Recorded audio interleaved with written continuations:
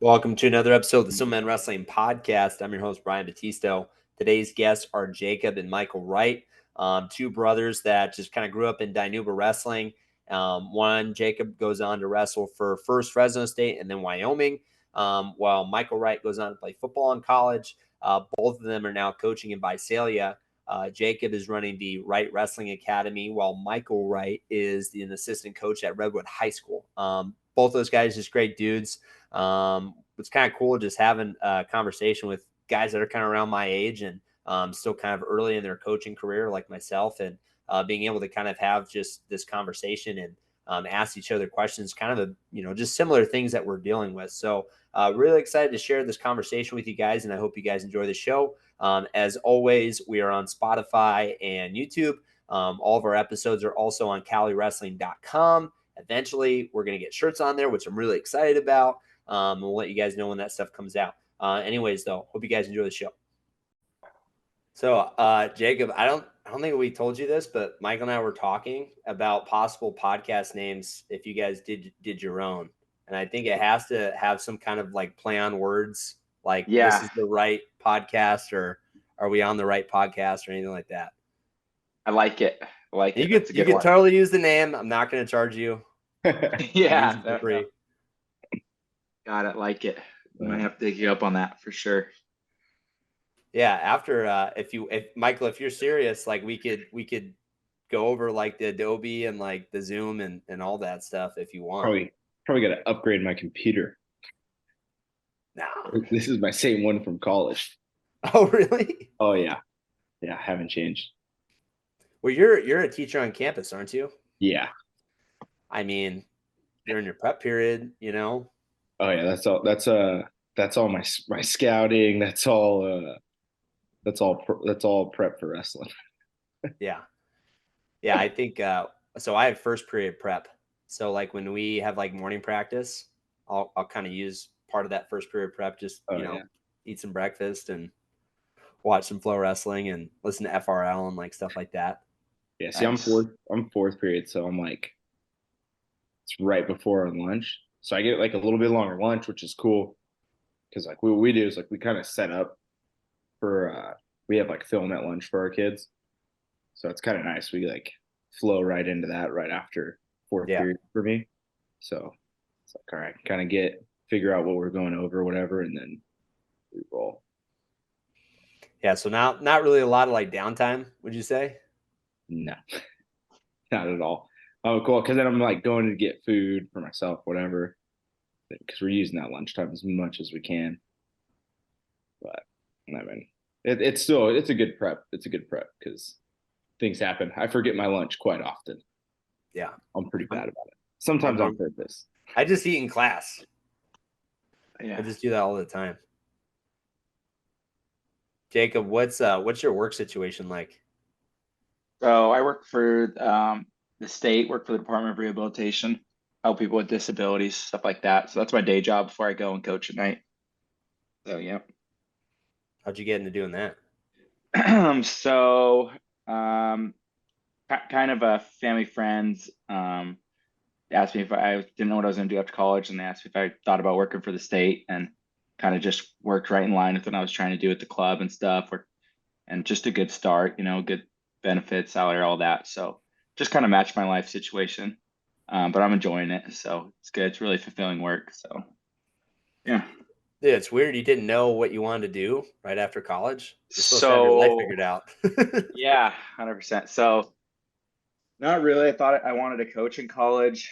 And then as it got closer, I was like, I'm not sure if I want to do that. And plus, I mean, just looking at the coaching landscape, like when you have to start from the ground up, you kind of have to maybe go to a lesser program and then be willing to move and pick up and move your family. And I was like, that's probably not the kind of lifestyle I'm looking for. So other routes is like traditional route, coaching high school. I was like, well, I didn't get a teacher credential, and I was like, I don't want to go back to school. So kind of consider my other option. I was like, I could do a club. And then like kind of as I came back home, like, geez, there's nothing here. So all the pieces started to match up as I started digging into what I wanted to do. So yeah, this kind of worked out that way. Always live by that, like tell God your plans, and then he just laughs and says, watch this. So Yeah. That's kind of what's happened pretty much. But man, I enjoyed every bit of it. So no complaints here. Well, it seems like you guys are having fun. Yeah, that's the main thing. I mean, we have fun with whatever we're doing and being grateful for it. Now, yeah, that's the main thing. If we're not having fun, I don't want to be doing it. So for sure. I need to work on my handball skills. That was like my biggest takeaway after Yeah. working out with you guys. I'm like, all Yeah. right, we need to start playing some handball in practice. Oh, Yeah. we're big game people. Yeah. Games are fun. That was probably the first game in a while we actually were able to try kind of hard. Well, yeah, because usually I do little kids, and so I kind of like barely get a try because it's just like under eighth grade and under, and they're like wrestlers, so they're not playing ball sports for a reason usually. So and that's what, and I'm not great either. But yeah, it's funner when we get some older guys in there. It's go a little harder. That's fun. Yeah, that's like probably the most dangerous game I think you could play with wrestlers because it goes from being no contact to all of a sudden somebody gets whipped into a wall or like they get tackled or Gosh, get a busted yeah, finger. gosh, the University of Wyoming, they played that game so freaking hard. So their rule was if you were on the wall, it's for open game. Like they could touch you, they could just so you'd be because when you were on the wall, you could just run the ball straight down the wall. Because like the game how we are playing it, like you get 2 steps. But in their version, if you're touching the ball on the wall, you could just run it down the sideline. So you could just run it all the way down, and if you're not paying attention, you'll just get clotheslined. Oh my god! It was yeah, it was brutal. It was stupid. I can't tell you how many people probably got hurt playing, but it was fun for sure. I was talking to McCade Ford about getting him back on at some point. Just talking about the Wyoming season, but I gotta give him a hard Yeah. time, dude. Like you can't. It's like we stopped playing handball at CSUB because somebody literally grabbed somebody and whipped him into the wall. Maybe like Oh, jeez. a couple months before. I mean, he still had enough time to like be fine, but kind of Yeah. like mild concussion, hit his head up against the wall. And it's like they're matted, but Yeah. it's probably the wrong time to do that. Yeah. That right there is one of my favorite things about wrestling is finding out what games people are playing in their rooms. And now we'll all play the same game, but we all have our own different rules. And like I think it's so funny to hear like I didn't get to wrestle in college, but like the way you guys played a game in college versus the way high schools are playing games, and then like just Yeah. these weird mixes of rules is hilarious to me. I feel like there's so many, I mean, just within people that desire just to play. I mean, that's such like in our, in our DNA since we're kids. Yep. And I think sometimes you get so heavily focused on the work, and the work's important, and that's always got to come first. But you got to give them time to play doing something. We've moved into a dodgeball phase in our room. There you go. Are you doing a partner dodgeball? No, so we're playing teams, like just traditional dodgeball. But now that the room's gotten a little bit lighter, we've done where, now you can like dodgeball movie. If I catch it, I can bring somebody in, versus during the season when there's 60 guys in there, it's like, all right, we're going to be here all day. So it's like, if you get hit, you're done. But that was a little bit cutthroat when we got down to that, like lose half those guys. It's like, all right, well, now it's 15 versus 15. We can make this game go a good little bit of time. Yeah. What's we yeah. talked. Oh yeah, partners is fun. Yeah, it's fun. My thing when we play dodgeball in the room, and we stop doing it because what ends up happening. So we'll do like free for all, or we'll do partner, and kids just make alliances, and then it gets to the point where like no one's throwing the ball. Yeah. So now it's like we've added like kind of like a shot clock. Like you have 5 seconds to throw it, or you're out. Yeah, that's smart. That definitely happens. But yeah, with the games though, I've heard research. I gotta actually look it up, but I've heard like it actually like it obviously boosts mood. You're gonna get some sort of like serotonin up, right? Kids getting their adrenaline going. But actually, like I think there's some studies on like they had better practices playing a game. I want to say I gotta look into it actually, but I've heard that, and it's just because you're getting in that game mindset, and like you hear Kill Sanderson talk about all the time. He's like wrestling's just a game too, and if you're treating it like that, you're taking risk and you're not scared, So I think there's some good benefits if you get your mind in the right mindset with it, for sure. So taking it back to wrestling, I think it's a good thing when you could channel it too, Yeah, I think with like the Penn State program, you have all these pretty high level kids that are in there, And I think Yeah. their whole lives, they've had maybe that mentality of like, I'm a worker, I'm going to work hard. And I think that mentality is important. But I think to get the most out of them and help them become elite, there has to be an element of creativity. And Yep. I think when you take those guys and you put them in a room where they're all being creative together and you're able to kind of establish that atmosphere. And for the longest time, I thought they just played games for like half the practice. That's what it makes it seem That's like. what it sounds like. Yeah. But so Yeah. inside source, I'm not going to say who it is, but they said that they don't actually play games during practice. What they'll do is if like their locker room is completely like immaculately clean, then they can come in and play dodgeball before practice. So like they'll show up like sometimes like an hour before practice just to play dodgeball. Yeah. So it's something they're having to earn, like come in and do on their own. Yeah. Yeah. It's not just like the entire practice is games and they can magically just shoot the perfect shot. Yeah. That's not happening. Yeah. I mean, I think like, I don't know, you guys, I'm sure will agree. Like when you're still kind of young, you can kind of wrestle with the guys and just you hear like, oh, we'll play dodgeball and just like play wrestle the whole practice. It's like, that sounds like so much fun. But it's a little bit unrealistic, maybe to these teams are doing. No.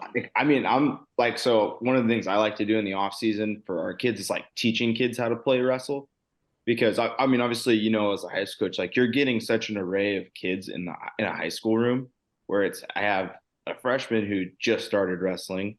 Sometimes you get a junior who like was a big kid and you were just like, hey, we need a heavyweight, we need another guy. So we get that kid out or whatever, and he ends up falling in love with the sport. They don't even understand what play wrestling means.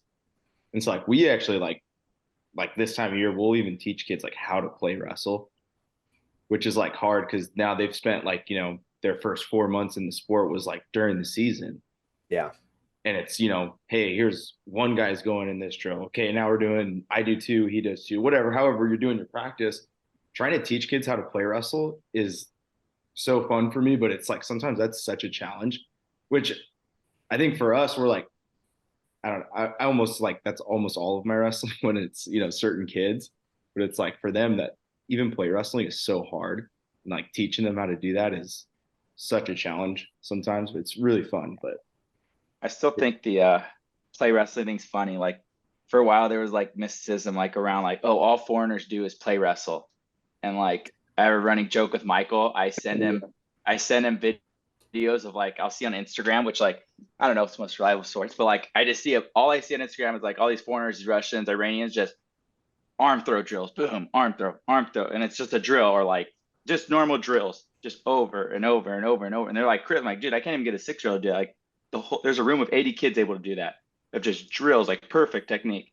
But it's a running joke. I always send it to them like, just play wrestling, just nothing to see here, just play wrestling, because like see all I see is like perfect drilling. I'm like, geez, there's no way they could do perfect drilling with just play wrestling. I'm like, pretty sure they have a system of drilling and stuff, and that's what I hear from people that actually go over there. It's just I think that mysticism all foreigners do is play wrestling is probably because when you don't speak the same language and you're just going to wrestle somebody, you just they all they do is play wrestle probably. It's probably really hard to get someone through a practice plan in a different language. I don't know where that came from, but that's kind of funny. That's all I've heard for like a while is foreigners just play wrestle. It's weird how you hear like like that mysticism or that reputation of how like a wrestling room behaves, like Penn State or the Russians. And I think to a large extent Iowa was like that for forever, where it's like they just try to kill each other at practice and that's it. And it was almost, I think, sometimes detrimental to some programs because they hear about it, they think of Competitor Supreme and they think about the Brands brothers and how they would kill each other as kids. And they're like, well, we're just going to do that. And I think, yeah, maybe that might work for some kids. But I watched, there was like this old HBO documentary that Flowbot that they put out. It was like Dan Gable's maybe 1999 or 1990. It was something like that. Yeah. This is last season. Yep. And they're running in the Carver Hawkeye Arena and they're running up the bleachers. And then all of a sudden Gable has a basketball and he gives it to one of the kids and he starts spinning them around and all right, say shoot it. Or like he'll spin them around, all right, which way is north? And they're like, he's just like messing with them. But it's like when you think that they have this thing where they're just going to be tough and mean and try to kill each other, well, that's not tough of me. He's just messing around with the kids. Yeah. It's like kind of contradicting maybe a little bit of what that perception of them is. And I think they kind of do that intentionally because it's like, oh, it's a black and gold singlet. This guy's in really good shape. I'm going to get tired. It's like, no, I mean, they're just coaches. They maybe put it together a little bit different, but they're still a wrestling practice. For sure. Yeah, that's exactly what I think. There's a lot of, mysticism. We're always thinking of the competitor, what they're doing. So for sure, I think everyone, at the end of the day, there's no magic moves, magic practice plan. I'm sure everyone has their little twist on things, but I think there's pretty much only one way to get better. You have to get better at moves. I mean, and executing. That's no getting around that. Yeah, and I think like one of the hardest things I think is taking a kid that's never wrestled before as a freshman, and then over 3 or 4 years, like getting them better. And I know Michael, you guys are. How long have you been at Redwood now? So this was I guess 4 years technically. I mean, because we had the COVID year, but we weren't allowed in our room or anything, So really, we were just like, we'd have weightlifting outside. We were doing like stance and motion outside. And that was like, we had like 6 weeks of that. So it really wasn't a season, which was cool for me because I was, I was finishing my teaching credentials. So, I mean, there really wasn't a whole lot to do at that point. So really, this is the third actual season that we just completed where we've actually had a staff together, which I think was, I think we were in a good spot because we had Dave Watts, our head coach, and he just got inducted in the Hall of Fame, or he will be in June. And so we were in a little bit better spot than maybe some other people. You saw a lot of movement during that COVID time. At least in our area, there's a lot. So I think for us, it was really good movement. We added,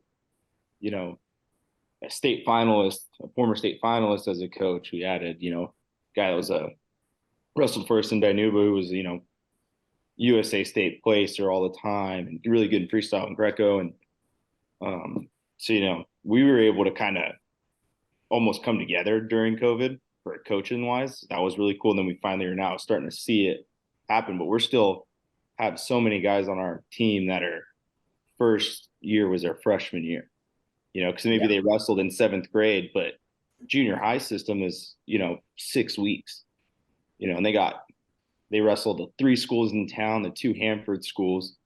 That's it. Then they do a league tournament. And that's their wrestling experience. And then they had COVID. So we're still rolling through, I think, our current juniors. So what is that, 2026 kids? They'll be the first class to actually go all the way through 4 years of wrestling for us on the staff. So it's different. Yeah, and I think, like kind of what you touched on with that middle school thing, it's kind of like supposed to just be an introduction to the sport.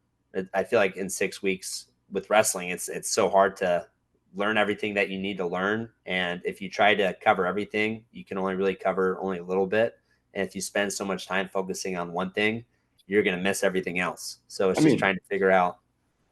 Yeah, and I'll give credit to those guys because we have a group of them that wrestled in 7th grade for those, and I don't even think they got the full year, but it's like they got 7th grade, they got a little itch of wrestling, and they, waited all the way through COVID, their freshman year, show up and just want to wrestle, which I think has helped us with the, minimal success we had. Our kids just really want to wrestle. Yeah. And so, which is awesome, because I think especially when you're a high school coach, at the end of the day, like the winning and losing it is what it is, but I want kids to love wrestling.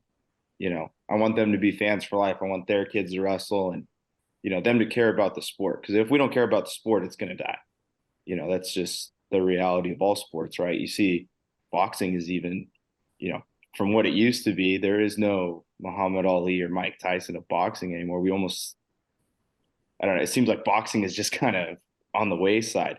We don't want to be there. We want to keep building. So, I'm really happy with the fact that we got a lot of kids right now that love the sport and they're still learning. I think sometimes it was really cool. Like now I remember when we first started, our kids didn't understand how track wrestling or flow wrestling worked. And now they almost know too much. And I'm like, stop looking at it. What do you mean? Like they're looking at Oh some man, it's like weird techniques and stuff?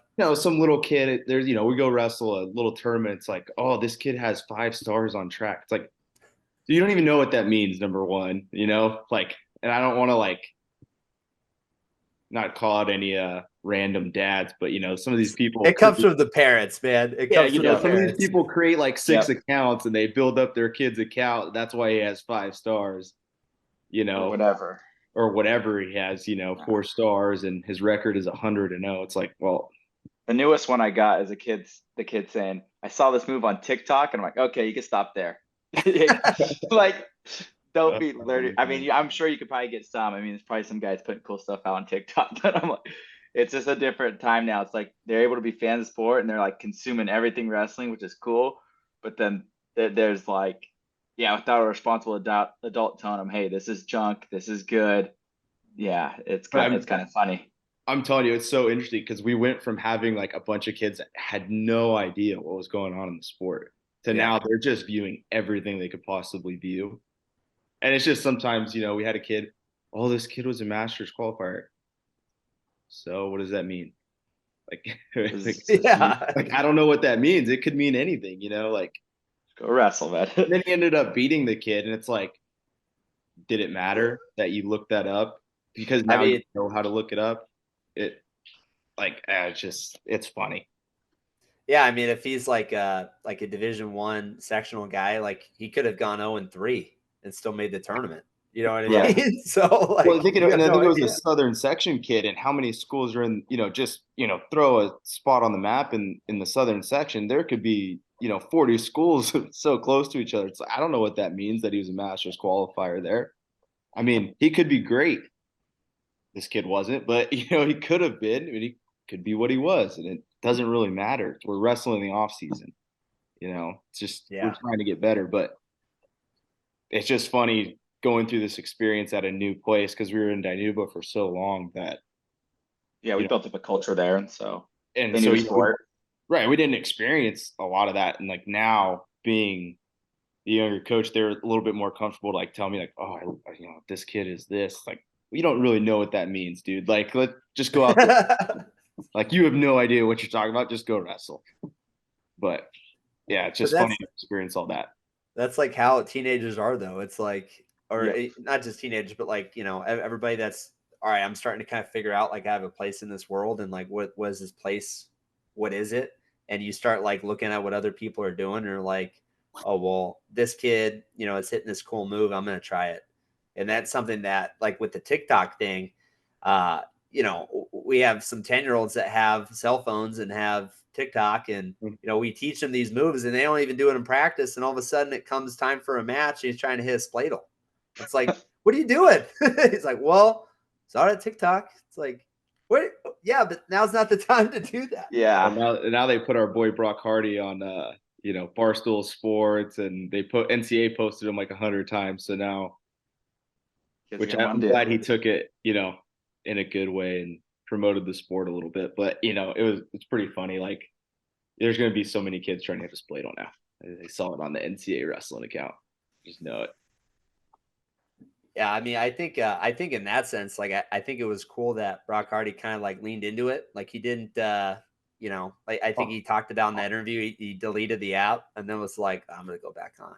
But it would be cool, like if he could somehow market it, to his benefit. And I don't think that's why he would do it, obviously, but being on Barstool, I think was pretty cool, and it's pretty cool for the sport. Yeah, we had a first college wrestler I've seen on Barstool besides Gable. Yeah. Was Spencer Lee maybe like the Spencer first was. like Barstool athlete? Yeah, Spencer was. That's right. That was when he gave that interview with the no ACLs. Yeah. Yep. Excuses are for wusses. Yeah. I mean, you guys have both kind of had like some crazy injuries. Was that something that at the time, are you just like kind of depleted, or like when it first started happening? Because I think. Trying to remember, both of you guys have bad shoulders. Yeah, that's clearly bad knees. Yep. So you gotta blame your dad. Yeah, we're gonna blame our dad for that one. The shoulders has to come from somewhere. I don't know what happened. Yeah, definitely a lot of injuries. I probably had the most. Michael's had crazy ones from football too towards the end. But yeah, that's part of the sport. I mean, gosh, you hear every NCAA tournament, and these guys aren't always perfect, and so I try to teach my kids. It's like you can't only be good when you're good. If that's the case, you wouldn't never step on the mat. So, gosh, I mean, I wouldn't recommend everyone wrestle through crazy injuries, but I mean, the NCAA is on a certain, they're your state championships or whatever it is, your Little League state championships on a certain day. They're not going to move it for you just because you have a cold that day. It's like, it is what it is. If that's your goal to compete in it, then you got to go as is, and do your best. So, I mean, really just battling through those injuries for me was just, now I'm able to use it, to kind of know about myself and know how to push other athletes through it. It's such a tough thing because you never know how hurt a kid is. I knew myself. If something hurt me, it was usually pretty bad. Like I said, I had goals and it was always bigger than whatever was going on. So if I could walk, usually I would try to go wrestle. I mean, it's crazy, but that's just, to me, that's just how wrestlers are. They're crazy like that. So I was able to wrestle through a lot of them, had to get surgery sometimes and battle back, which is tough. But yeah, I mean, that's the main thing, man. You can't only be good when you're good. Learning to wrestle through adversity is just like requirement in the sport. It's going to happen. So yeah, I don't know. Michael's experience a little different too. He had some major ones with his back. I mean, so like my high school big ones were just the shoulders, which I think because I was playing football and wrestling, and at that time the seasons were just running into each other so close. Like we were getting done with football, well after Thanksgiving, and so I think Thanksgiving weekend was like the semifinals of the section. So you weren't even getting to the finals until December, so my first tournament every year was like the Zinkin. And so, so I'd do the whole season playing running back. So obviously my shoulders are getting hit, just hitting the ground. Hitting the ground was the worst part. I think that's when it hurt the most, to be honest with you.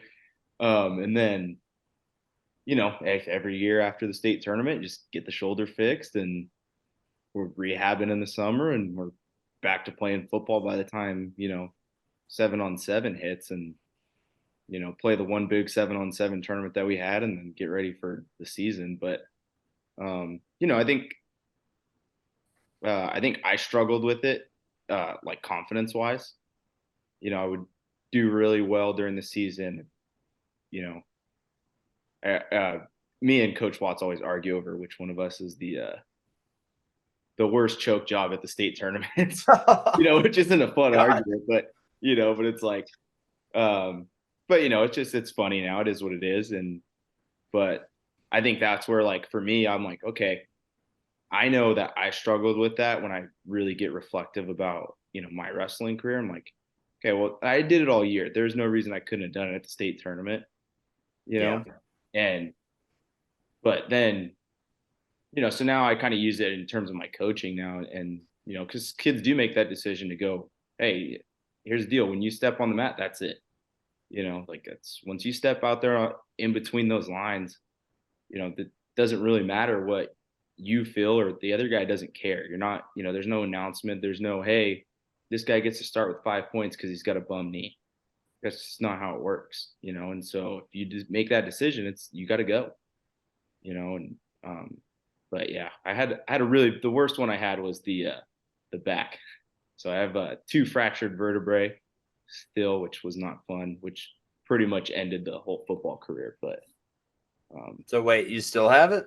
Yeah, so they don't go away. They don't really heal. They try to heal themselves, but you can still see the fractures on that vertebrae. So it's actually like really similar to like Peyton Manning's. Mine's just on a different side of that vertebrae. So mine kind of affects my lower back, which really sucks sometimes. But yeah, they were just kind of, hey, you might want to consider being done here. And I was like, I'm getting my degree here in a month, so I guess that's a good idea. But yeah, I mean, how did that kind of injury happen? Was it you getting tackled and then on the field? No, not at all. So when I got to college, I moved to safety. And so we're doing pretty good. We're going and playing Montana, and they put us on ESPN2. They got and Montana shuts down. Montana's a beautiful place. They shut down the whole town. Police escort in. ESPN cameras are there. And I'm running down on a kickoff, and the wedge kind of parts, like everybody kind of just falls, and this returner jumps up. And all I could think when I go to grab him, I'm like, well, if I get hurdled right now, this is obviously on ESPN. This is going to be a top 10 play if I get hurdled. So I just hold on for dear life. Like, I'm just going to grab a leg or whatever I have, I have. Well, as I come down, I land on my shoulder on the field. That's why I hate turf, but totally different discussion there. But yeah, so I think from right there was like when it finally was like, oh man, dude, something's wrong. But I was just coming back from tearing some ligaments in my ankle.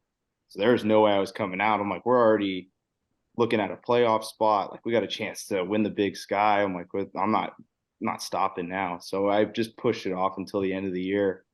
Then we got the whole CAT scan and everything. They're like, hey, this isn't good. So I did the whole, hey, let's do shots, see if we can kind of get it loosening it up and everything, and just try to help you out that way. But, then it kind of got to the point where they're like, all right, well, basically we could fuse them now, but that's really unnecessary when you're 20, 4 years old. Yeah. You can live with this, just probably not a good idea to run down a field and hit people full speed that are 6'2" and running faster than you. So, you know what I mean? So then that was kind of the end of that. But I feel like football is like one of the hardest things to do before wrestling season, especially like if you're trying to balance like your weight and just the random, not it's just, yeah, like you said, like getting tackled or tackling somebody and just getting banged up. I broke my wrist. This is always a funny story. I broke my wrist. I was on a pretty bad team. No offense to the Harbor Pirates that are watching, but I'm in the backfield and I'm supposed to block, I'm supposed to pass block, starting in and then going to the out. And they had a really good defensive end that was tough. And he just would, every play just be hard. And there was a false start. So he went through his motion, like coming down hard. And I kind of just, put my hands up and we bump into each other. And then we end up going 3 and out and we punt. And I'm like going off the field. I'm like, dude, my wrist hurts. And I had a wrestling tournament the next day and I wake up because just classic. I'm going to go to bed and I'm going to see how it is when I wake up. And the thing is like swollen. I can't move my hand. And I ended up wrestling the whole year with it. I got it x-rayed before the season started. They're like, oh, there's no break. It's just a little swelling. And I'm like, I've broken stuff before. This feels like a break. And then we go and get it done after the high school season. And sure enough, it was a broken wrist. So just silly things like that. It's like a false start. It's like the play didn't even count. It's like the rest of my life, my wrist goes back that far. Nice. So did you play football all 4 years? Yeah, unfortunately. But yeah, I don't know. I think it was just like not necessarily the best team. So I wasn't saying like I'm a great football player or anything, but I think bringing that wrestling mentality, just being competitive and fighting and working hard, it's like, don't quit, don't leave. So I ended up just sticking it out. But I don't know. It is what it is at this point. And I think it's like every time like one of those things happen or I'm reflective on it, I'm like, well, this is a lesson in some way I can talk to our kids that are wrestling right now. Yeah. I mean, I still think all my football experiences were good. I think it still helped with my, especially coaching now. I know what it was like to be a 2-sport athlete. I know, hey, I know it's football season, but you probably still need to be getting in the room and things like that. And then luckily our football coach happens to be my former head coach when I played. So he really understands and he's super supportive, which is awesome for us. That's awesome. You didn't play any football, did you, Jake? I stopped in 7th grade. I got tired of 7th, 8th grade. That's when I started to realize, okay, I have potential in wrestling. And I was still losing a few guys like the Wicks and some other guys down south who were just year-round wrestlers and always traveling. I'm like, gosh, I want to compete against these guys. And I know they don't play football. So that's kind of came to that conclusion. Like, I need to just, if I care about wrestling, that's what I want to focus on, do it year-round. And I wish my brother probably could have experienced that. I think he's probably a better athlete than me, but he would only wrestle for 3 months out of the year. And so like I thought back on while I was in, I didn't think it was crazy. I'm like, geez, he was pretty good for only wrestling like really December, January, February, first 2 weeks of March. Where I'm like pretty good for like not doing it that long. High school. I just think wrestling's a sport that's like swimming, running. Like you got to be doing it all the time. You can't be. I mean, it's like literally like going to run a marathon and you're a part-time runner. Like you can't do it. That's how it is to me. Wrestling at the highest level. It's like you got to do it nonstop. Putting those hours in. Well, so much of it is like feel and timing. Yeah. And if you don't like you said, if you don't do something for months and you go back, it's like, yeah, your timing's a little off, your speed's a little bit off, you're a little bit rusty. Yeah. However, I will say, whenever I got hurt and I'd be out for 6 months, have surgeries, I swear I'd almost come back better. I think that was probably just from being hungry and I'd just watch hours and hours of the sport. So that probably helped me because I'm a mat rat. And so getting away from it would also help me. But the only time I said I'd be away from it is when I was out from surgeries or something. Yeah. Jacob's underselling his football career, by the way. Oh yeah. Yeah, he was a pretty darn good running back too. So like I think I don't know the exact stat, but I think I had like something over like 100 touchdowns in my high school career. I don't think I caught up to Jacob in our family stats for touchdowns until like my junior year after like leading the state in like touchdowns. And I finally like caught up, like, okay. Little peewee league wasn't too bad. It still counted in the family stats. Yeah. When I lived in Illinois, I did 1 year of Pop Warner before high school, and there was a kid who literally would catch the ball on a kickoff return or a punt return or whatever, and would just run it back for a touchdown like every single time. And at the time, you're like, this guy's, I just see him as like this kid that I know, like that's in class, and like he did wrestling for a year and stuff like that. And when I moved out to California, I kind of like slowly like followed him. And he's like, he was ended up becoming like Big Ten Freshman of the Year at Northwestern, was like Offensive Player of the Year for the Big Ten. And then he got drafted to the Chargers. And then I think he's maybe playing out for the Lions right now. It's Justin Jackson. I don't know if you know who that is. But just kind of crazy. It's like, dude, this kid was just this beast in Pee Wee. And like, I don't even think anything of it. And then, you kind of realize this dude's in the NFL. It's kind of cool. But that's crazy. Jacob, dude, you could have been in the NFL. Maybe, I don't know. I probably missed missing a few inches to be there, but yeah. I feel like wrestling doesn't really like have that like that body type maybe restrictions per se. So I feel like for most body types, it's like you just have to figure out what works for you. And there's like certain techniques, like obviously if you're a little bit longer, have a little bit longer of a torso, that that generally helps. But I mean, I used to think that too, but I'm like, gosh, the bodies are pretty incredible. I mean, you see the guys that are like your national champs, your Olympic level guys. I mean, if you look at like Vito, the size of a Vito, 125, 133, is much different than anyone else. I mean, you look at the hand size, the arm length. I think they all got some. Even the Sean Garrett, you look back. It's like no, like even there were some short guys like Chris Bono. There's a guy my weight, Jared Franick, but like they still have like certain attributes. They're just insane. But yeah, I think anyone can make your attributes a strength for sure. Yeah, well, at the elite level, obviously those what separates you from other people is like that there's just a minuscule amount. So it might be your arms are a little bit longer, and that could possibly be the difference. But I think it certainly in high school, it's like there's so many different ways to score still. Yep, for sure. You definitely have a chance. That's probably like the biggest motivation. Like Michael probably tells kids, like, dude, like why be JV and not even start another sport? You could actually start here. If you're someone an athlete, you at least have a chance. Yeah, you'll still get opportunities to go and compete. Yeah, basketball they won't even maybe look at you because you're just not over 5'5". So. Like high school wise, obviously Jacob being a club coach, I'm a high school coach, so I think maybe different views on a lot of things, but even like for me, like high school sports, I'm like, what sport is better for high school than wrestling? Like, I know so many high schools that are sending out 3 teams a weekend. It's like if you're the backup on our team this year, and I feel bad for some of them because some of them were able to get a ring their like very first year because they were in the lineup, and this year they weren't. But like if you're the backup on our team this year you went to like 5 varsity tournaments. So you got a chance to wrestle against varsity guys. All right, if I was in the lineup, I could have done X, Y, and Z. At least you get to kind of look at that in your head. But, you go to a varsity basketball game, there might be 7 guys playing, and the other guys are just there. And it's not, just not to pick on basketball or, baseball, whatever, but it's like, even, swim, I was doing my water safety training. Thank you, Visalia Unified, for that awesome water safety training.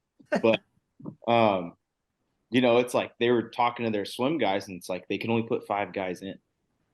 And I'm like, why are you going to put 5 guys in? There's so many guys on the swim team. But in wrestling, you go to the Wood Lake JV tournament. We sent 40 kids to the Wood Lake JV tournament. And it's like they all got to wrestle. So that's one of my favorite things about wrestling is a high school sport. The golf team has 15 guys on the team, and only 5 guys get to golf in a tournament. I mean, that's, even the practicing, everyone gets to practice. You don't have to stay on the sideline while you watch the A squad go and practice. Like everyone's practicing, everyone's doing the sport. I don't know. That's cool. That is the coolest thing about the sport. Yeah. I think, I 100% agree. I think, sports like track and field are kind of like that too, where it's like everybody can do something. You get to do at least one event. I'm trying to think, like cross country maybe is another one where it's like there's not only top. So they all get to run, but only the top 6 score. I mean, so yeah, it's similar, Yeah. I'll knock cross country a little bit. It's like you get to run. It's like I can run on my own. You know what I mean? Yeah. Like I don't know. It's a weird one because, like, I think for me, like I always talk to a lot of other coaches on campus, and a lot of them are my friends, and they've been really awesome in terms of supporting, our program and me personally, and they have now kids like junior high age, high school. And sometimes they get frustrated too. And I'm like, every time I'm like, well, this is why I think wrestling is the best sport. It's like, you might, if you're a pitcher in baseball, sometimes, that rotation is, your kid is the one that pitches 1 or 2 innings. Yeah. But if, whatever, like this time of year, anybody can go to Reno World. I'm not saying you're going to go win 7 matches. You might go there and go 0-2. I think there's plenty of people that have been there and they're probably frustrated with that, but you might go there and you might go there. That's a lot of money to go out there to go 0-2. You might go 10 matches though, and you still might not get a medal. I remember one year, I think my 6th or 7th grade year when I was finally going through puberty and getting a little bit better at wrestling, I think I won like 8 matches. I went like 8-2 and didn't get a medal. But it's like now looking back, I'm like, man, that was really good. Like I actually got something out of that, obviously. So, and I think in other sports, sometimes you're stuck behind people, and just the way the sport works, you don't get the opportunity to actually play the game. Yeah, and those game reps are so important. I think with anything, if you want to get better, you got to put yourself in situations where it is competitive, and it's practice can only really take you so far. And especially like Jacob, like what you said, like if you're doing football and you kind of have to wait for, if you're on the B team or the C team, like you have to wait for the stars to get their reps before you can get in. Wrestling, I mean, if your wrestling room can accommodate that many people, I mean, you can get as much reps as anybody else. Yep, for sure. Jacob, one thing that I'm trying to think of how to word this because Michael's here, but I'm the younger brother, and I have an older brother that's on the coaching staff, and that's always something we kind of had to eventually figure out, like our dynamic. I know you guys don't necessarily coach together all the time because you're not at the high school level. I don't think Jacob and Michael is, but how do you guys kind of work together with that kind of stuff? And if it's a sore subject, I'm sorry. No, you're good. So, gosh, we have a blast. I mean, he was really, like I say, he's more of a football guy originally, but he's transitioned to be more of a wrestling coach, almost full time now, right, Michael? Yeah. And so. So just confirming again. Yeah, confirm. Well, now it'll be out there. So yes, I'm not coaching football. So he's focusing on wrestling now with the baby on the way. He's gonna open up schedule. But we've done a few tournaments together, some going to World Challenge, some preseason stuff, and I'm like, gosh, it's so fun. And that was, gosh, one of my favorite things about wrestling. I think Even in my college career, I wanted my brother to be there because it's so fun just to be doing something with them. So it's an experience we get to share. We have different communication styles. We kind of alternate. At first, it was kind of funny. At first, I think he was more animated and I was more calm, collected. I don't know. I think lately it's switched sometimes. It just kind of depends on what some guys need to. We have different relationships with wrestlers, and I think we have good energy and relationship where we can take whichever role we need to, especially depending on the guy it is, whoever feels more close to us or whatever. So yeah, we have a good relationship coaching. I mean, there's no one that step on each other's toes, and I know Michael has a different perspective to offer the sport because he's been around. I think even though it's football, he's been around high level coaching, um, and he's been coaching high school for a while. I'm still new to coaching, so even though I've been far in the sport, I'm still new to how to motivate guys, how to coach them up after a loss. You know, I've done a lot of stuff for myself, but it's different when it's a different athlete and it's a different level. I mean, in my head, I'm all the time like, gosh, this isn't that big of a deal. It's just, the beginning of the year. It's just they're barely a freshman, but to them it is a big deal. It is the end of their world, and at that moment. So Michael kind of helps me a lot. So we give each other a lot of respect. Same time, he gives me respect too because he knows I've wrestled at a higher level. So yeah, we've had a good relationship, and I think we enhance each other's abilities. I think. So yeah. Yeah, and I think finding that balance too, like what you said, like depending on what the guy needs, especially if Jacob, you're kind of reaming him out, it's like Michael kind of needs to be there to kind of pick up the pieces a little bit because if you're Yeah. both bad cop, Yeah, that's that not really doesn't going to work work. out. Yeah. Yeah. So So, yeah, figuring that out, and I'll come in and like I said, I'll coach them out of off-season tournaments, but I've only known these guys for less than a year, some of them. So he can kind of fill me in too and tell me what these guys are like, or like, hey, dude, you've been wrestling for 6 months, like take it easy. I'm like, so yeah, for sure, we're always leaning on each other, and I think that's paying attention more to what guys need to is just you got to be a selfless coach. Kind of, I think that was originally when I started coaching. I kind of wanted to coach my way, but I think um, you got to really focus on what those guys need, and you really learn a lot about yourself in the sport when you're paying attention to how guys respond to adversity. And you may have your answer how you would deal with it, but it's not you going through it; it's their adversity. So, gosh, that this sports taught me a lot with just coaching how to get guys through situations and coach and pick them up for sure. yeah, I think it's go ahead, Michael. Well, I think I got lucky too because right when I was done with high school, I had shoulder surgery, so they put me on a gray shirt. And so it would made sense, stay home, go to the junior college, take a couple classes. So I got to coach right away, right out of high school. And I'm coaching my brother, and I'm coaching Isaiah Perez, who's a 3-time state placer. Some really good guys. We had like Noah Cortez come through, Daniel Long, and guys that were winning multiple state medals. And it's like my dad gives me a hard time sometimes, because now he's not coaching anymore. So he kind of forgets I think he forgets what it's like sometimes. But, it was like then I think I was so calm because they didn't really need a ton of pick me up. They didn't really need a ton of energy. They were so fired up to go out there and compete. It was like, shoot, I remember when Jacob was in the state finals, it was like trying to hold him in the tunnel before they called his name was like the hardest thing in the world to do. Like, just try, hey, you don't run out yet. Let him call your name. Let him, what I mean? And, but, that's the group that we had. They just wanted to wrestle so bad. So I was like way more calm then. And then as like kind of transition into like, new guys and new team and new place, then all of a sudden it was like, even I've changed to like, all right, now I need to be a little bit more animated for these guys. Like these guys feed off that, and so I do think that, like I'm really lucky. I remember I probably cried during his graduation speech, but I said before, even though he's my little brother, I really look up to him too. Like it doesn't just go one way. He's done a lot of really good things in his life. I think he's a really good person, not just because he's my brother, but because I talk to him and I see the things he does. And it's like you can learn from anybody. And like, so I learned just as much from Jacob. He's given me so many opportunities because without him, I would have never, been in a room with Troy Steiner when he's doing private with my brother. And like, that's so much knowledge right there.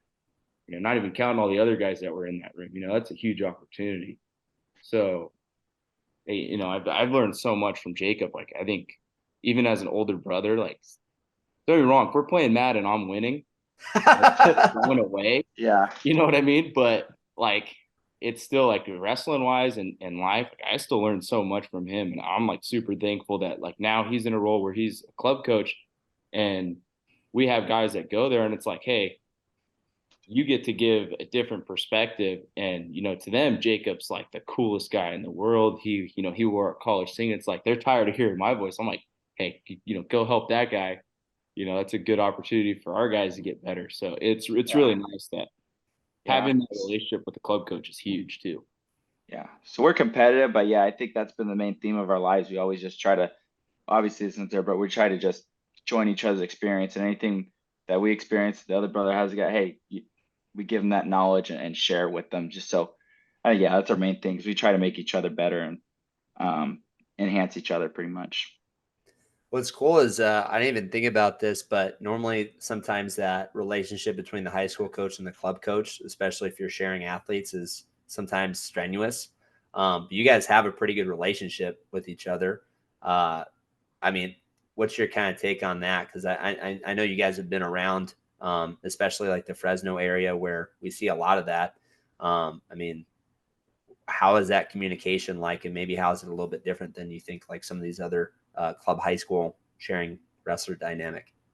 So I mean, this is a conversation we've had a lot, obviously, because my brother started a club, and just we're fans of the sport too, and so I think I see it, and I see the East Coast and the way they do things, and it's like they have clubs. They have so many clubs that like I know states that have a seat in the corner at the state finals for the club coach and a seat for the high school coach. Like, that's how good the relationships are, And then you come out here in California, and it's like almost taboo to like being okay to send your kids to a club, which I don't know. I don't quite understand. I think high school coaches need a break too sometimes.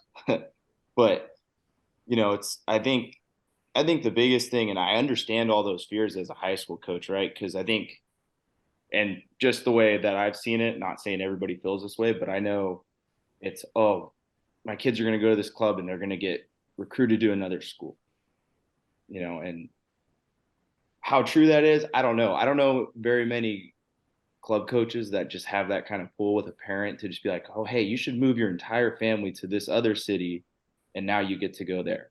I'm not saying it's never happened, but I find that pretty hard to believe that they have that much control.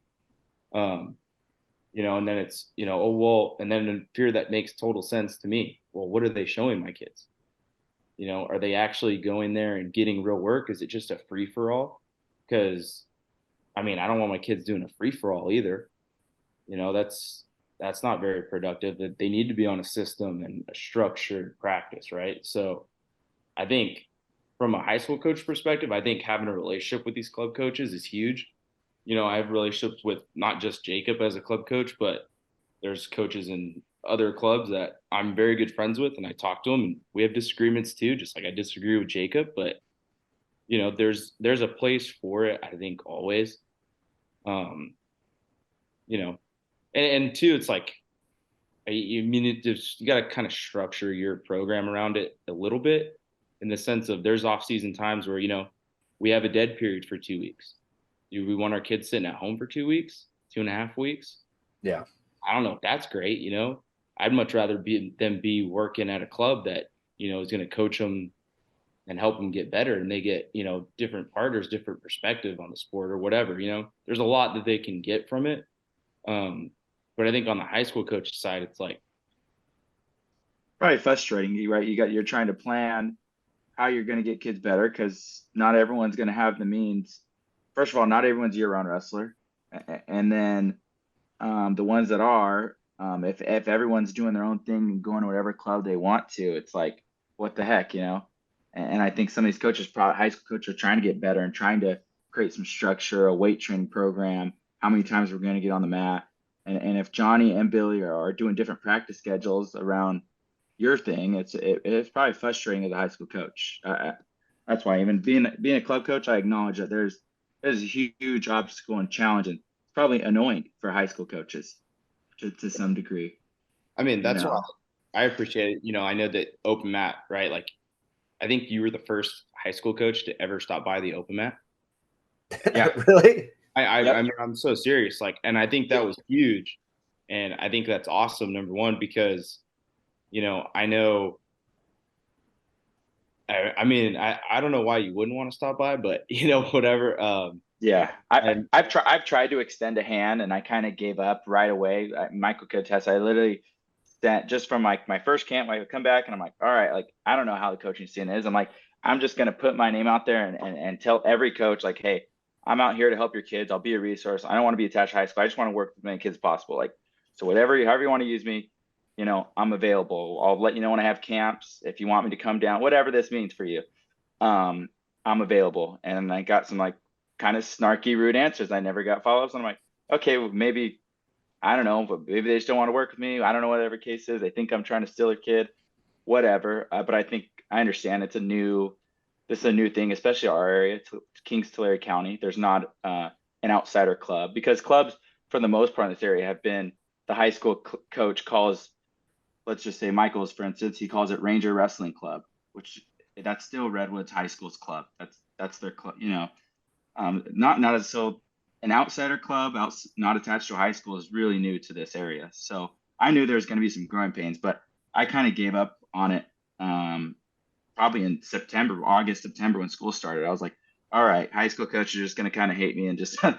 And I was like, that's what it's going to be. So whatever. So I probably was kind of maybe seemed standoffish to coaches. I don't know how they perceive me now, but I'm like, whatever. If people want to, I would love to have a relationship with them, but I'm not going to seek it out anymore just to get left on red on emails and text messages. So it's Don't weird, do that, man. Don't do that, because I think what you're doing, yeah, especially with the open room, I think is cool, and that's why I wanted to yeah, go, is because I wanted to see what you yeah. guys were So doing, it's cool. No, and I so I think, appreciated you yeah, coming. That was cool. Yeah, and so I'm like, I definitely don't want to give up on it. But I just hope coaches know, gosh, I'm not. I'm trying to have a relationship with them so I could be someone they could trust. And yeah. I know it's Well, not going to be logistic for everybody to come, but I want them to know if they have a situation where they can send a guy to me, they could trust me, and they can know my care for their kid and their program's genuine. So that's really where I'm at with it. But I just realized there's probably going to be some growing pains starting off just because this thing's new. It's understandable. yeah, and I think like I can sense that both you guys are pretty genuine, so like if one of our kids, and we talked about a couple of them coming up, like I have no Yeah. issue with that, and I think at first, especially when I first started coaching, I was not big into yeah, having kids go other places, not because, you know, well, let me back up. I think it was more because, for one, yeah, what exactly are they doing over there? Are they getting Yep. live workouts? Well, in my experience, if we're doing live with this practice and we're in the season, they're going doing another live practice. I'm thinking in my That's head, you're just going to wear your body down, and all those other things. But I think what I think is good is having that kind of communication, to where, Jacob, I have your number now. So like, if, yeah. whoever goes up there, be like, hey, just giving you a heads up, we did this today. You know what I mean? Yeah. Or we had a hard lift this week. So just making sure you just have that heads up. Yeah. If you're planning on doing anything, it's like, all right, I know this person did Yeah. some hard And that's stuff this week. exactly it. I mean, it could be so beneficial. Like Michael has obviously his kids in it, and we find out pretty quick because kids will be kids. They try to play the system, and Oh yeah. I'm getting in with Coach Wright. I'm getting a private in, and he didn't even come. Or, dude, yeah, he came to practice. He didn't even do anything. He just wanted, we find out pretty quick, and how much, and good thing we might have that relationship, so we could get to the bottom of things pretty quick, and seeing what's what with kids, because these kids play coaches, man, and I think Oh that yeah. sucks because coaches' relationships fall due to that, and that sucks. But yeah, so when you have a relationship, you can know exactly what's going on with the kid. Like, hey, is Johnny really trying to get better? He's trying to get extra work in, or he's just ditching my practice.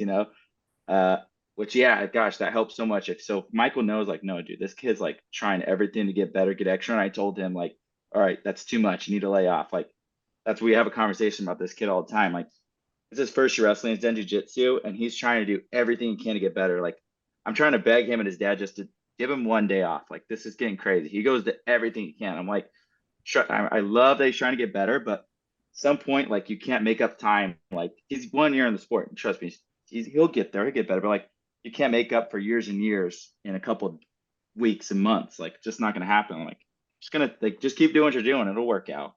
So, yeah, I think, gosh, if I have a relationship with coaches, I think I can help them with those situations. Because I know my brother has them. He has those guys where the dads are, they want them to get extra work, and I think they're genuine too. They're trying to get their kid better. But when you have them giving coaches trouble and trying to do as much as they can, the club coach can help them out. Like, hey, this is what they're doing with me. This is what's going on, and then it just helps the situation, I think, overall. And I think every program has those parents and kids. Yeah, and that's a hard thing to deal with, and I think I'm getting better at it. Yeah. But I know when I was first started, it was like hard to just not be, I don't want to say honest, but just be completely transparent and be a little more subtle. And talking to parents, be like, hey, you don't need to be doing all that. Just be like, hey, what do you think about, just being a little bit more strategic. Yeah. Because kids, like how you said, like they'll try to find maybe the easy way out, like the path of least resistance. They'll play the coach parent game too. We had a kid who would always check his phone during practice, and I'm like, dude, every time you get a water, you don't need to check your phone. He's like, well, my dad said I need to text him back if he texts me. So eventually I just called his dad and be like, hey, like, just letting you know, like, he keeps checking his phone and we're trying to get him better. And it seems like he's so distracted at practice. And he goes, what? And he's like, oh, I bet he's texting his girlfriend. So we ended up figuring it out. Yeah, some of it was his dad, but some of it was his girlfriend. So we ended up, we tried to get on his phone again. I'm like, hey, buddy, I already talked to your dad. If I see you grab your phone one more time, I'm just going to take it for the rest of practice. So after that, no more phone grabbing. Nice. Yeah. Well, and like going back to the high school coach club, and you said it, like I think most high school coaches' biggest fear is, well, what are they doing? And I think what I've seen, just because I'm lucky, I think I've had a good experience with being at a smaller school. When we were at Dinuba, and different ways of doing things, and knowing what some of these smaller towns do. It's like, I know some people, they go to a random high school, and it's like, we'll get together with these 3 or 4 smaller high schools that have smaller off-season teams. And it's like, I always found that interesting. I'm like, so you're okay with the high school coach running the practice? You're not worried about that guy trying to get your kids, but you're worried about a club coach trying to get your kids. Like, who benefits more from kids transferring, right? A high school coach or a random club coach that has no affiliation to a school? Like his number one, a club coach number one thing is probably pay rent. You know what I mean? Like, at the end of the day, you got to pay rent, for whatever building they're in, whatever. And I know some clubs, that are in a good situation. They don't really have rent anymore because whatever, the building was passed down to the family or whatever, but and good for them. We don't have that. But it's like, it's just an interesting thing, I think. And like I said, I feel like we've kind of fallen behind. Like, you see what Akron Wrestling Academy is doing. You see what the Seabolt Pinnacle, I think, is, probably top of the line in terms of, kids and what they're doing. But, you see it, and then it's like, California's like, no, we still don't want to do clubs. It's like, well, yeah, it's an easy way to get your kids better, and get a lot of kids in the same space. And, it's not like they're going to random guy that wrestled one time in junior high. Like, I think that's part of it too. I think we as high school coaches got to be willing to have a conversation and learn about some of these club coaches too, because there's a lot of good ones out there. Obviously, for our kids, it makes more sense to go to Jacob's place at Wright Wrestling Academy because it's in town. Yeah. For a lot of my kids, it's not really, contrary to what some people in our town think. Not every kid at Redwood is living in the gated community and has 5 cars. They can't all afford to drive up to Fresno and pay whatever it is at whatever club, and but they can ride their bike to Jacob's place and still afford to pay, or whatever their situation is, so I think we're lucky now we have a spot in Tulare County that people can go to and really get better, because there's a lot of smaller towns, smaller schools in our area too. So the amount of kids that are only wrestling at some of these schools isn't that many. You go in Buchanan's room, most of those kids are only wrestling. But in our towns, there's a lot of people that are playing 2, 3 sports, Yeah. so they're not wrestling year round. The ones that are, there's like 2 or 3 of them in there, and it's like, man, I don't have a lot of partners. I don't have a lot of whatever, Yeah. And so I think a Yeah. club is a great opportunity to get a lot of those things that maybe certain schools don't have or whatever. But a bigger school may not need it because they have 50 kids that are year-round wrestlers. So it's like they have that exact same training situation. So yeah, I'm probably not for them, yeah, Well, it's just maybe off season, like if we're talking yeah, about the Clovis schools, yeah, they may not necessarily be operating a high school yep, practice just for that high school. So yeah, they're all going to go to their clubs in the off season. yep, for sure. But yeah, it's definitely interesting. I know it's just a newer thing, and I think coaches figuring out how to use it, and I just hope coaches kind of, like I said, see my genuine care, and hopefully, or they just see the advantage of it and find a way to get a relationship with the club coach, and utilize it. Because I think, like I said, you're always going to have that parent or kid who's going to try to do as much as they can, and coaches can have that relationship with the coach and figure out what they're doing to get better. And like I said, see if that's genuine, see if that's actually benefiting them. Because I think you're always getting better at I think you're getting better at getting worse. Some kids actually are getting worse. They can be doing self-harm themselves by not getting better at their craft. I know so many high schoolers that I think they do try, but it's just, like I said, when you're not with a coach and going through positions and really trying to get better, I mean, you're just, yeah, I don't know, Michael. I know a couple of them we could think of, but it's really hard to get better at this sport without an adult watching you. It's tough. Like that's when we were thinking of some of the smaller schools that maybe they only have 2, 3 wrestlers, and they don't have a consistent coach. Them getting together it's great that they're trying to get better and be mat rats, but I think being with a program, being with a coach is how you're going to get better and get pushed. So and it's not that's cool. And it's not a knock on any program either, because I know so many coaches that were doing, what I'm doing. They're coaching football and wrestling. And when you're coaching varsity football and varsity wrestling, I mean, you're coaching. There is no off season. There is no downtime. Yeah. But if you're out at varsity football practice, Who's good with the wrestlers, who's coaching the wrestlers? I mean, that's a hard thing at some places, Not everywhere has Yeah, but they're sharing athletes and they're sharing coaches, so that's where they're at. That's tough. Yeah, I see that big time. I think at Frontier, it's my older brother. He tried doing that. He tried coaching football and then coaching wrestling, and I think it was tough. And when I coached at South, it was the same thing. Our head coach was the JV head coach too, so it was like trying to balance. What are we doing in our preseason, because preseason for wrestling is football season. So I think that's always a tough thing to kind of balance. We've been going for about an hour. I kind of want to talk about a couple more things. And then Michael, I know you got a wife and you have a kid on the way, so I'm sure you want to spend some family time. Jacob, I don't know do you got a wife, dude? You got fiance. Okay. So yeah, we'll get married in a year. So yep. Awesome. I don't want to bore you with all this wedding talk, because I feel like sometimes, I feel it sometimes people always ask me the same questions. Do you guys have the date set? Yep, date set. Everything's pretty much planned. It was good. We got engaged last summer. So we didn't want a wedding too soon, because we wanted to be able to move into a house. We didn't want to still live with our parents after getting married. So it gives us enough time to save up and, plan. So pretty much everything's planned out. We got all the vendors, everything. So I don't think it's too much. Maybe, I don't know. Maybe once it gets closer, I'll feel the stress, but right now it doesn't feel a big deal. No, it didn't feel a big deal. Like, I don't know, last like July when I proposed, or last June. But now it's like a couple months out, and I'm like, oh, this is coming up quick. Yeah, that's probably when I'll feel it. Yeah, for sure. Like, she just got her dress yesterday in the mail, so now it's like, oh shoot, this is real. And I'm not, this zero cold feet. I'm just excited, Yeah. Shoot, I found what desserts we were having the night before our wedding. Yeah. So that's how great I was in planning. Yeah, we have our plan sketched out on a piece of paper, written in pencil, and it's on the fridge right now. So that's our schedule. There you go.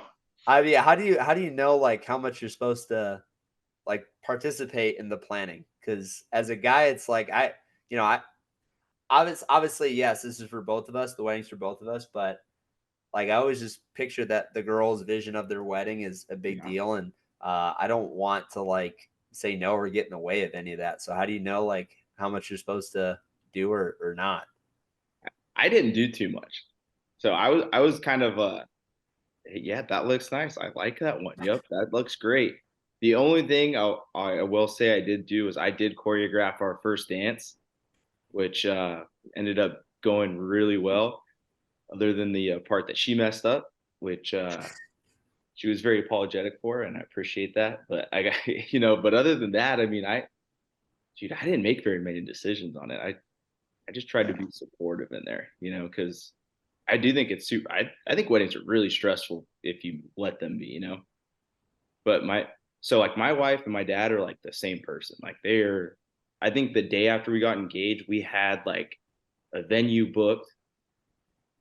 They're crazy organized, just boom, boom, boom. They're just so crazy organized. Like they got everything done. Like I think our wedding was mostly done within a week. Oh my gosh.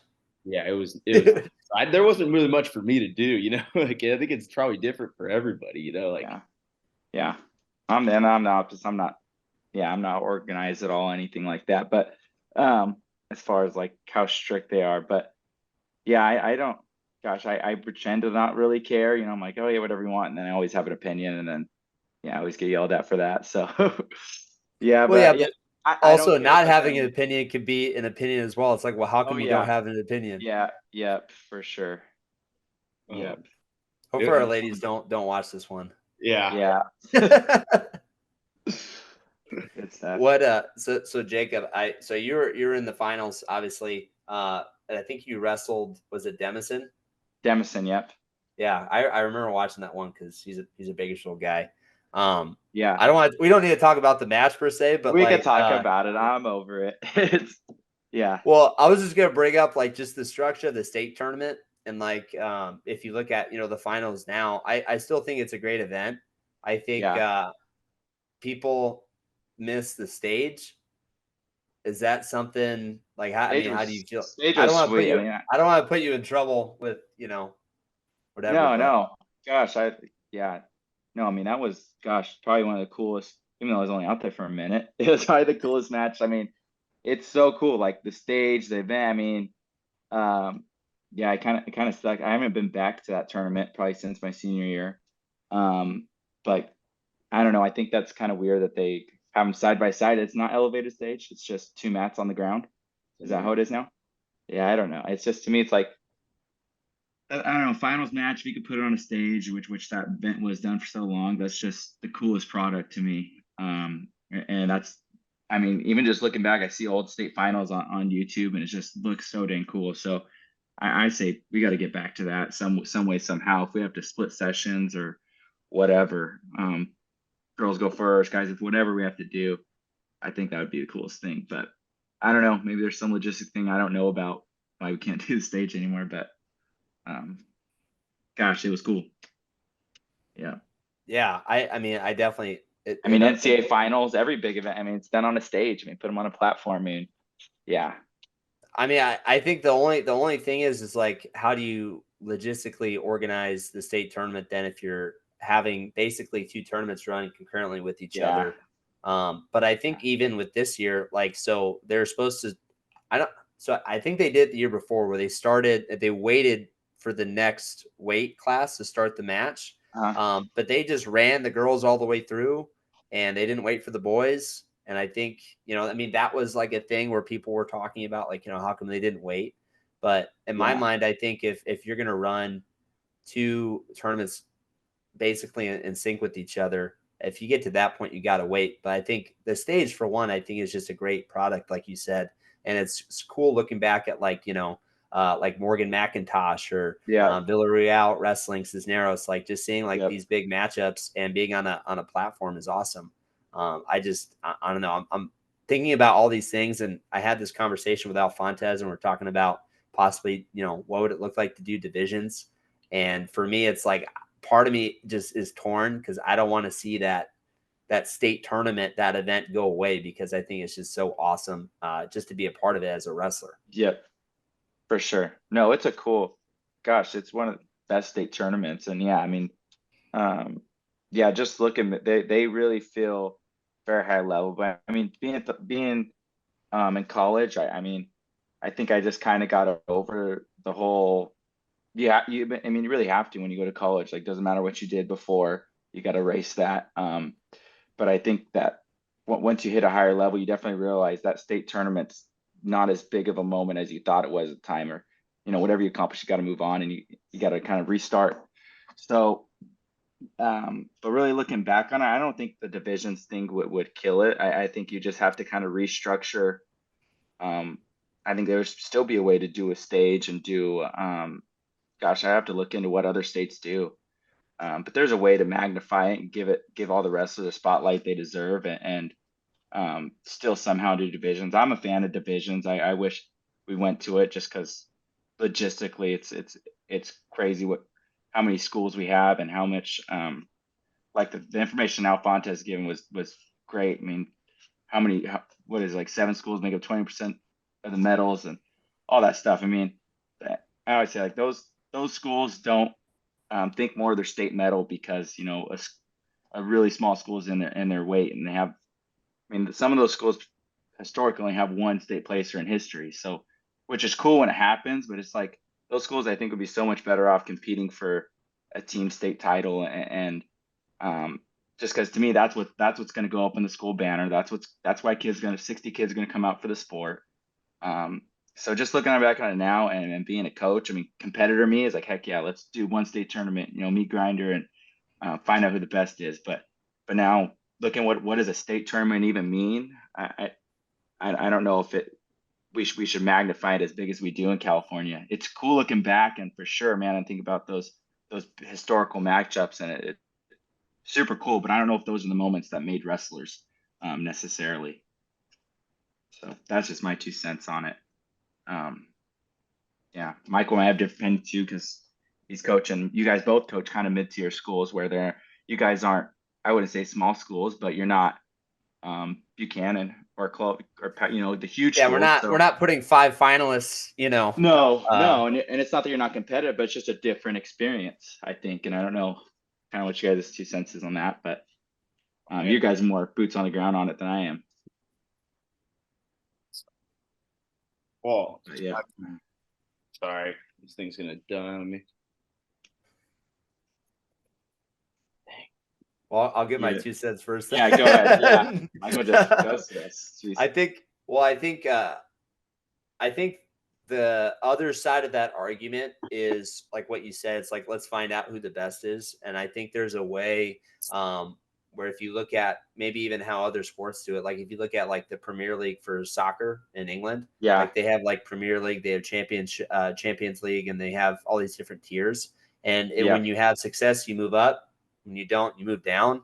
And if you keep having consistent poor years, then you move down. It's the same thing. If you keep proving you're having success at this division, you move up. And I think something similar could happen in California, to where like St. John Bosco might have a smaller enrollment. But if you look at how they're doing at the state tournament, they shouldn't be in D2 or D3. They should be in D1. Yep. And I don't think it's going to take away from, we're going to find out who the best is. I think you're going to look at, perennially who are the best programs in terms of how they're competing at the Division I level.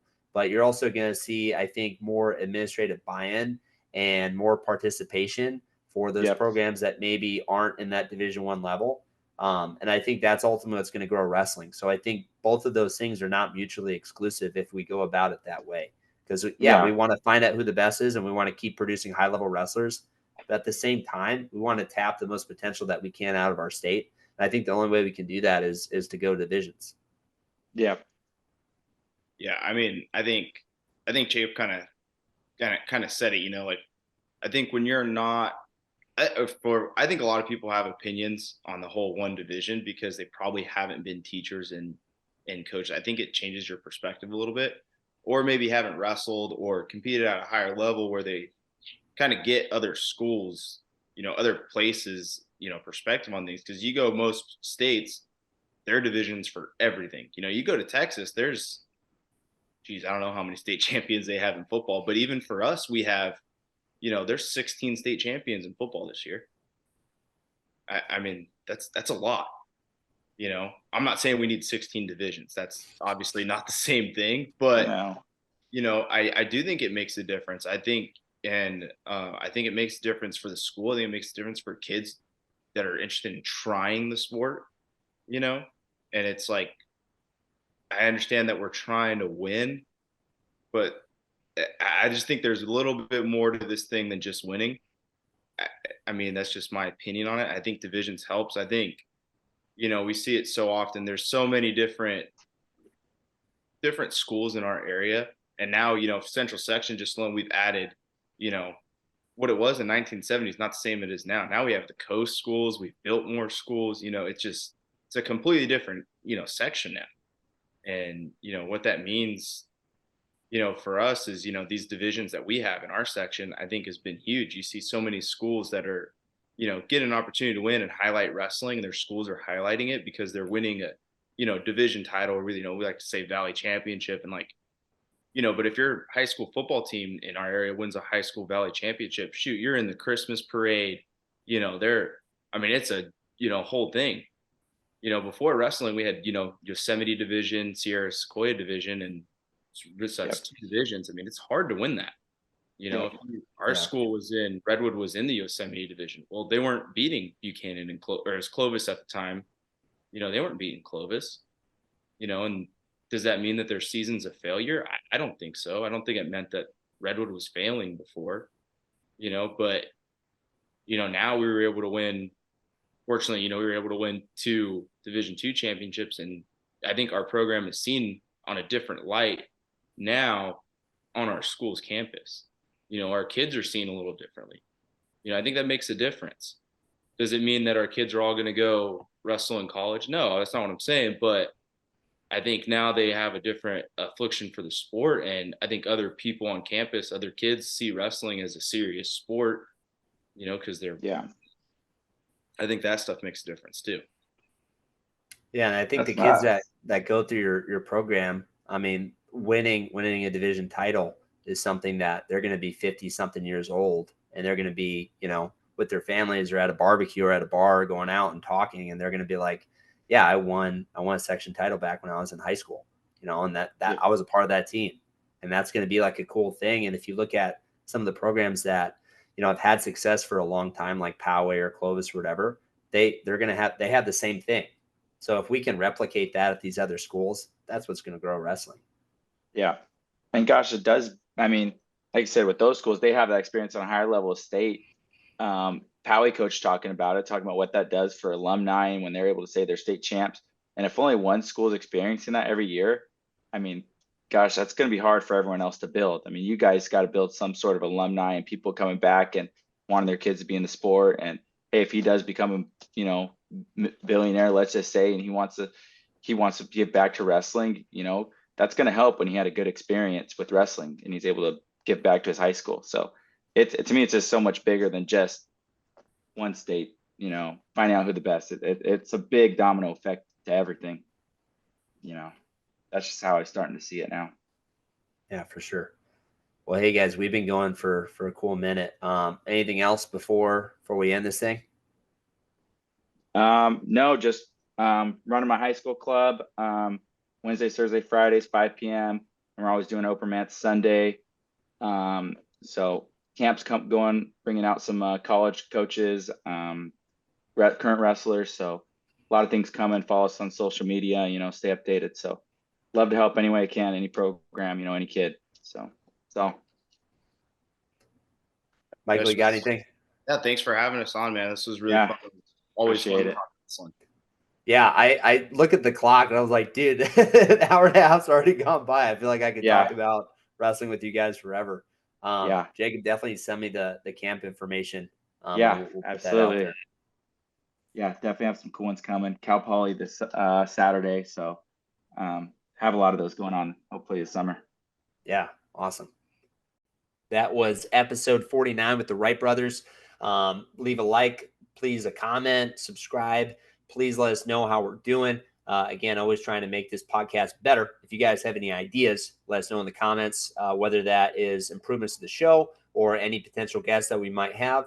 Anyways, appreciate you guys, and all the support that we're getting is awesome. Just trying to put out a good product that is going to just kind of highlight some of our great athletes and coaches, and that are people that are putting in time to making our wrestling community better. So thank you guys for your support. We'll see you next time.